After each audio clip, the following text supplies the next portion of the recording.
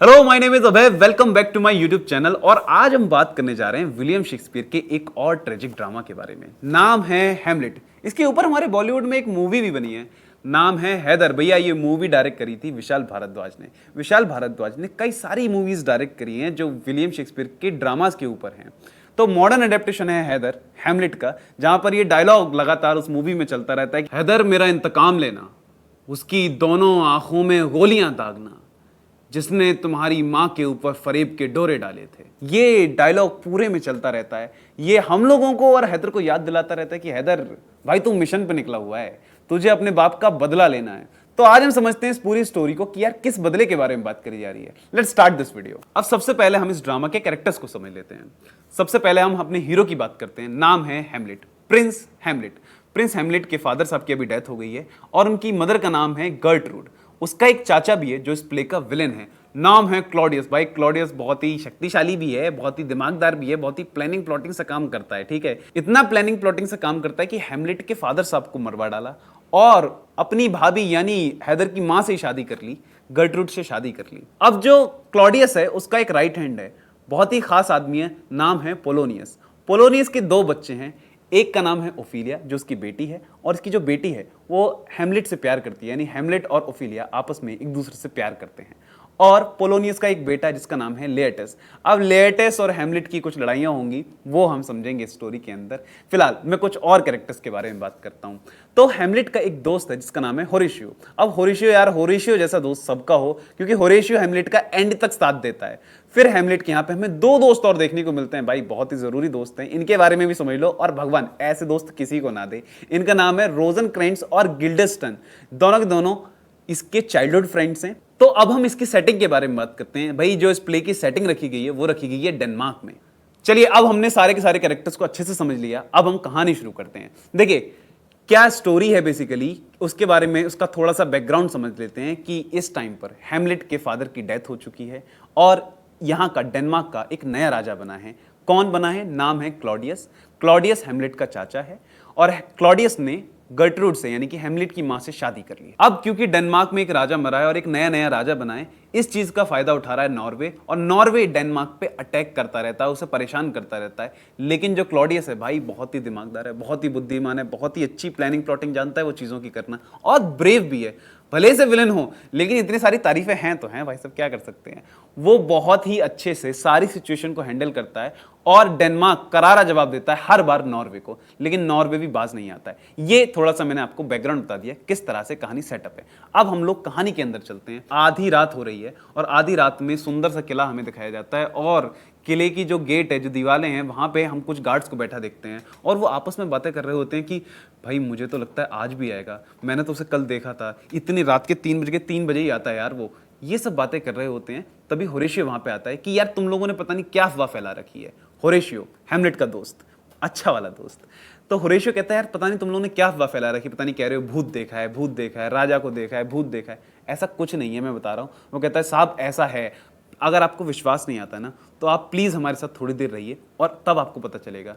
तो होरेशियो कहता है यार ठीक है, मैं रह के देख लेता हूँ आज तुम लोगों के साथ क्या ही हो जाता है। अब जैसे ही वहां पे होरेशियो थोड़ी देर रहता है, वहां पर एक भूत इधर से उधर मूव करते हुए दिख जाता है होरेशियो को। होरेशियो ये देखकर एकदम घबरा उठता है, उसका चेहरा पीला पड़ जाता है। वो कहता है कि ये क्या है यार, मुझे मुझे डर लग रहा है। वो कहता है कि आप हैमलेट के पिता हो, आप उसके पापा हो? वो कहता है कि हाँ मुझे हैमलेट से बात करनी है। होरेशियो इस बात को सुन के घबरा जाता है। वो कहता है कि भाई ये तो मैंने क्या देख लिया। वो डरता हुआ जाता है, वो कहता है ये बात तो सच है। वो जल्दी जल्दी जाता है और वो हैमलेट के पास जाके कहता है कि हैमलेट सुनो, मेरी बात सुनो, पहले तो मेरी बात का बिलीव करना, झूठ मत समझना है इसको। मैंने अभी किंग ऑफ डेनमार्क यानी कि तुम्हारे पिता को देखा है, तुम्हारे पिता की भूत को देखा है, और वो कह रहा है कि मुझे हैमलेट से बात करनी है। देखो इस चीज को बिल्कुल गलत, बिल्कुल झूठ मत समझना।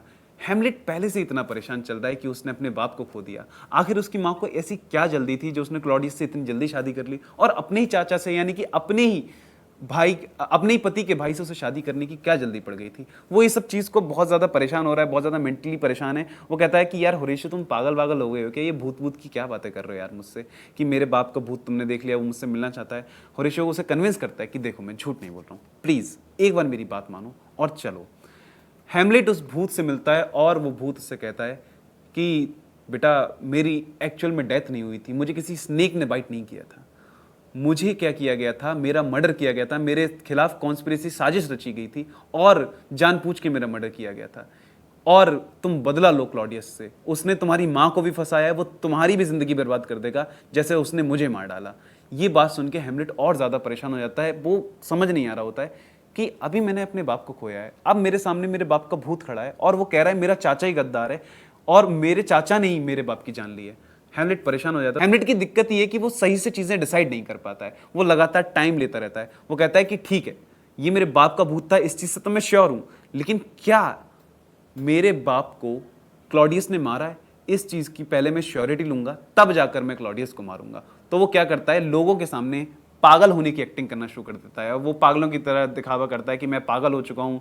कभी वो बहुत सुसाइडल हो जाता है, कभी वो गले में फांसी डाल के लटकने लगता है, जैसा आपने शाहिद को देखा होगा, जहाँ वो कह रहा होता है कि हम हैं या हम नहीं हैं, जहाँ पे वो गंजा घूम रहा है, जहाँ पे वो किससे लड़ाई करने लगता है, जहाँ पे वो औरतों को गालियाँ बकने लगता है।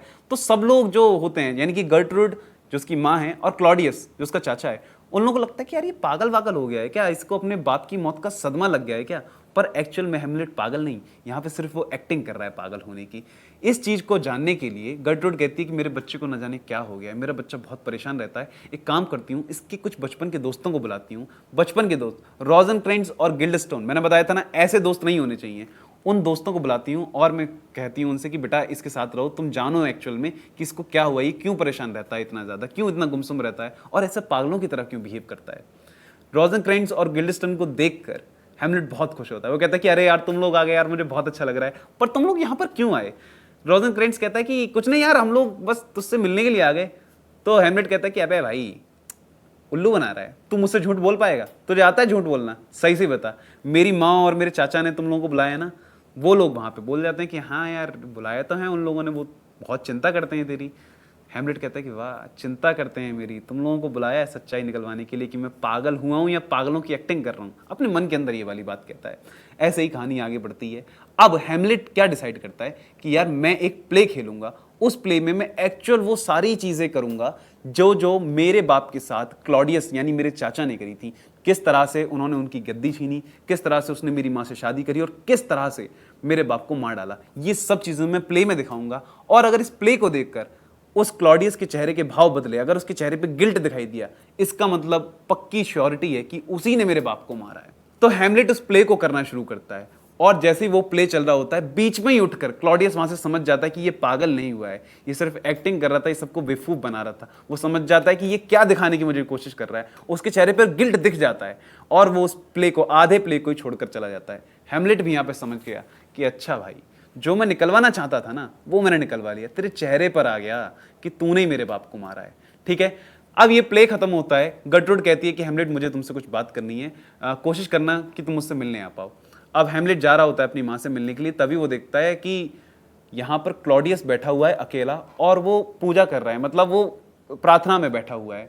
तो वो कहता है कि अकेला है क्लॉडियस, एक काम करता हूँ अभी मारकर खत्म करता हूँ। लेकिन यही तो है, यही तो दिक्कत है हेमलेट की। जैसे ही वो ये डिसाइड करता है कि मैं अभी ये वाला काम कर देता हूँ, वैसे ही 2 कदम पीछे ले लेता है कि नहीं नहीं यार, अभी ये प्रार्थना में बैठा हुआ है, अभी ये भगवान को याद कर रहा है और मैंने अगर इसको इस मोमेंट पे मार डाला ना तो इसको स्वर्ग मिल जाएगा। नहीं, इस जैसे घटिया आदमी को स्वर्ग मिल जाए, मैं इसे अभी नहीं मारूंगा, फिर बाद में मारूंगा।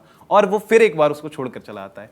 फिर वो गर्टरूड के पास जाता है, वो कहता है कि बताइए आपने मुझे क्यों बुलाया। गर्टरूड कहती है कि हेमलेट क्या क्या हो गया बेटा तुमको, तुम कैसे बिहेव करते हो और अपने चाचा की तरफ इतना कोल्ड बिहेव क्यों कर रहे थे।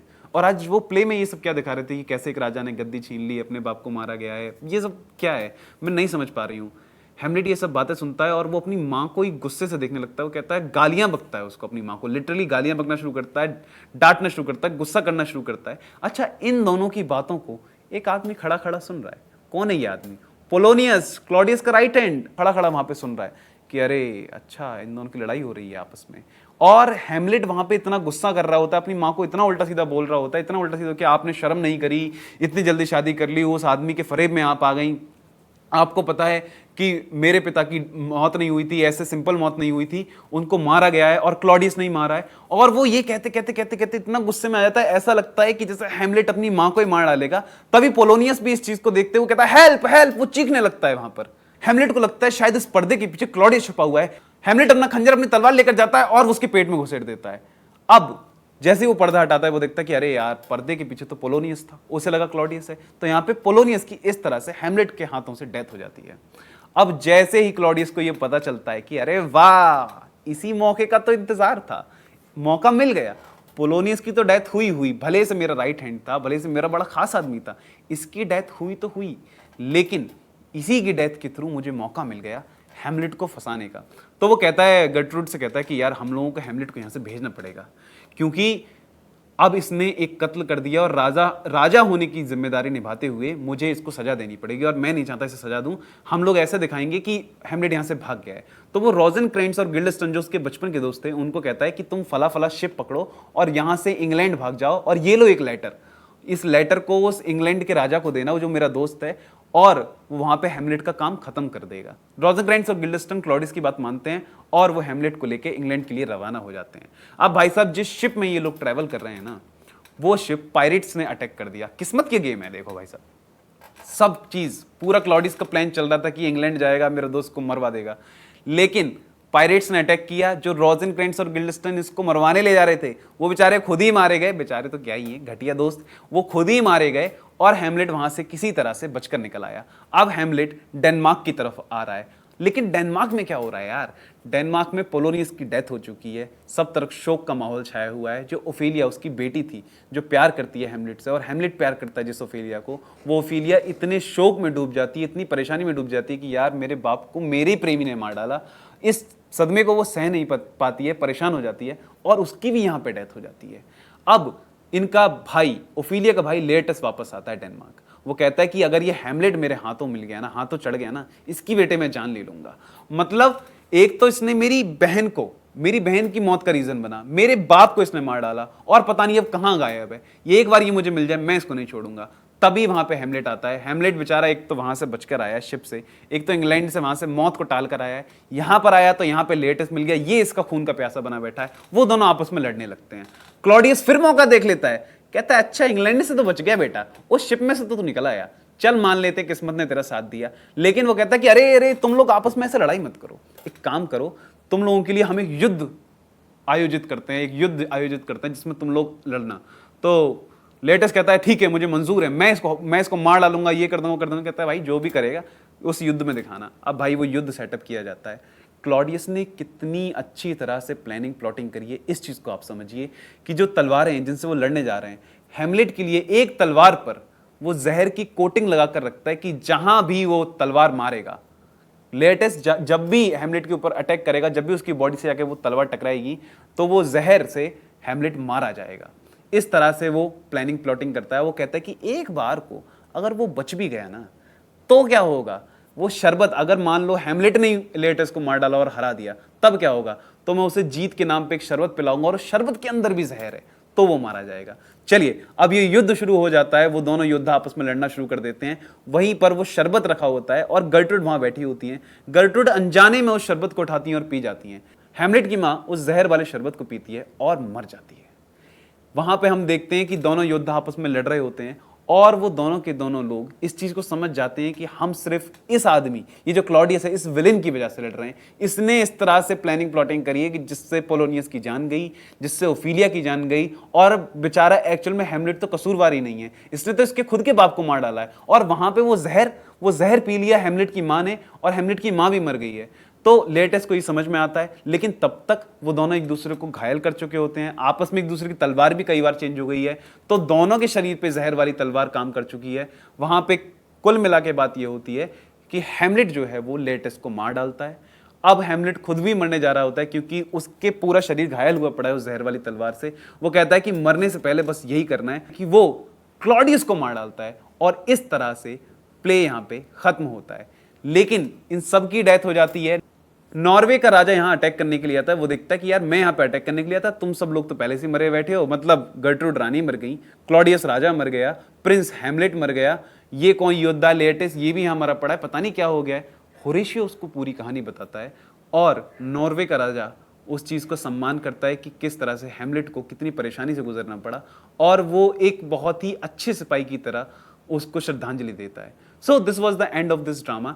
आप मुझे बताइए कि आपको ये ड्रामा, ये स्टोरी कैसी लगी, और आपको हैदर मूवी कैसी लगी, और अगर आपने नहीं देखी तो हैदर को देखिए। भैया आप पहले इस वीडियो को देखिए और मुझे बताइए कैसा लगा आपको, कमेंट सेक्शन में कमेंट करिए। And don't forget to like, share and subscribe this video. Thank you.